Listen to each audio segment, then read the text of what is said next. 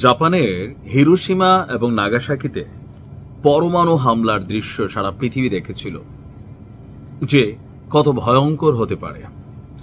প্রায় ৩০ বছর পরে গতকালকে ডোনাল্ড ট্রাম্প আবারও পরমাণু যেই মেশিনারিজগুলো আছে বা এগুলাকে উড্ডয়নের জন্য যেই ক্ষেপণাস্ত্রগুলো আছে সেগুলোর একটা ট্রায়াল দেওয়ার সিদ্ধান্ত নিয়েছেন। এটার বিকল্প অর্থ হচ্ছে রাশিয়া যুক্তরাষ্ট্র সর্বাত্মক একটা যুদ্ধে কিন্তু লিপ্ত হতে যাবে। তো এই মুহূর্তে যে আমেরিকার নাড়াচাড়া, এইটার ঝালটা কোথায় দিয়ে যাবে? ধরেন আপনি ঘরের বউ অথবা কি বলা হয় যে শাশুড়ি, তো এখন আপনি ঘরের বউ, আপনারা এসে আপনার ছেলে একটা কথা বলল বউরে নিয়ে, তা আপনি কি করবেন? শাশুড়ি হইলে বউর উপর দিয়ে ঝাল মিটাবেন। আর আপনি যদি ঘরের বউ হন, আপনার শাশুড়ি একটা কোনো কথা বলে এটার ঝাল ছেলের উপর দিয়ে মিটাবেন, তাই না? সরাসরি ডাইরেক্ট ঝাল মিটানোর সুযোগ থাকে না। তেলটা অন্য পক্ষেরই বের হয়। তেল বের হবে ইউক্রেনের। ভবিষ্যৎবাণী অনুযায়ী ২০২৫ সালে বড় যুদ্ধ একটা হওয়ার কথা, আর ২ মাস আছে, সম্ভবত ওইদিকে যাচ্ছে। কারণ ইউক্রেন থেকে পালিয়ে যাচ্ছে প্রতিদিন গড়ে ১.৫ থেকে ২ হাজার যুবক পুরুষ। অলরেডি ২ মাসে ১ লক্ষ ইউক্রেনীয় যুবক তরুণ যুবারা দেশ ছেড়া পালাই গেছে। কারণ রাশিয়া বড় ধরনের একটা অভিযানের প্রস্তুতি নিচ্ছে, হয়তো চক্কা নয়তো পাক্কা, সম্ভবত এরকম টাইপেরই একটা চাঞ্চল্যকর রিপোর্ট এসেছে সামনে। এই মুহূর্তে ইউক্রেন সরকার যে কাজটা করতেছে, রাশিয়ার সাথে লড়াইয়ে নিজেদেরকে ঠিক রাখার জন্য জেলেনস্কি নিজে তো যুদ্ধের মাঠে যায় না, দেশে বিদেশে ঘুরে ভালো ভালো খায়, মিলিয়নস অফ ডলার কামায়, বিলিয়নস অফ পয়সা কামাই ফেলছে।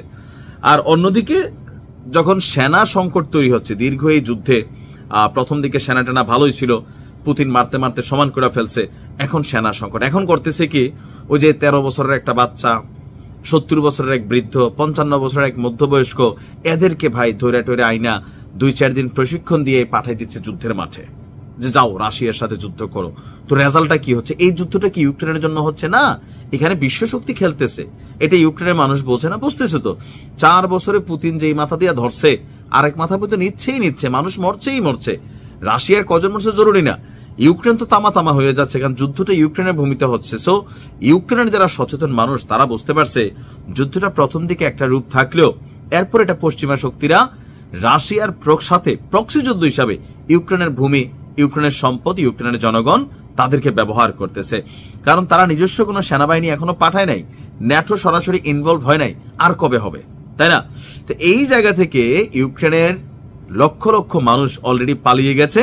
আর এখন এই গত ২ মাস ধরে হঠাৎ করে আবারও ইউক্রেনীয় ছেলেদের ইউক্রেন থেকে পালানোর হিড়িক পড়েছে।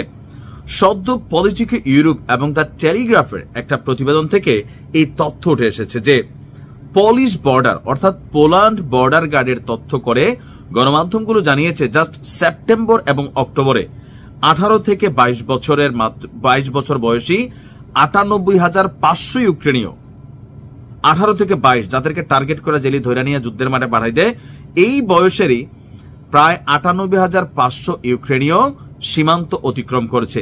এর আগে গেল বছর মানে এই বছরের জানুয়ারি থেকে আগস্ট মানে ৮ মাসে পার হয়েছিল ৪৫,০০০, আর ২ মাসে পার হয়ে গেছে ১ লক্ষ। ঘটনাটা কি? যুদ্ধের তীব্রতা কি বাড়তেছে? না, আজটা হচ্ছে যে এখন এই যুদ্ধটা রাশিয়া বনাম আমেরিকার মধ্যে যদি এটা ছড়াইতে চায়, তাহলে পুতিন প্রথমেই গেল কয়েকদিন যাবত দেখেন একদিনে ১৩০০-১৫০০ সমান করে ফেলতেছে। এটার কিন্তু ঝালের মাইর থাকে না যে আপনি আমার একটা থাপ্পড় দিলেন, রাগ করে আমি কিন্তু গোস্বয়ে ২টা দেবো। তো এইটার ঝালটা কিন্তু ইউক্রেনের উপর যাচ্ছে। ওদিকে আমেরিকা যত কররা হুমকি ধামকি দিবে, রাশিয়ার উপর বাণিজ্যিক নিষেধাজ্ঞা আরোপ করবে, রাশিয়া এটার ঝাল ইউক্রেনে মিটাবে।